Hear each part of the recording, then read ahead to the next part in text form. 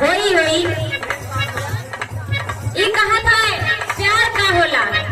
देखिए भैया ये प्यार करब खाए वाला चीज हो प्यार।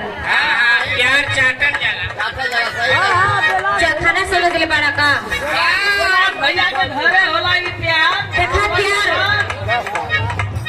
प्यार अच्छा बा खराबो बा। उहे प्यार मत समझे, प्यार कई प्रकार के होला। अच्छा तो प्यार के बारे में पता नहीं बता थी एक माई बाप प्रेम चलना जादू ना चटपट ना घुमा दे चटपट दरिया में सर्फिंग करा दे।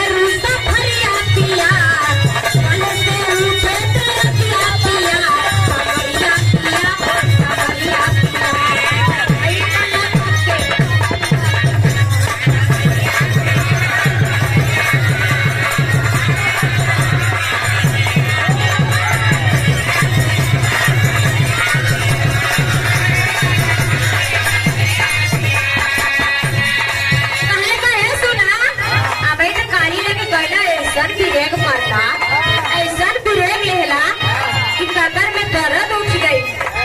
अबे तो पूछा ना होता पहले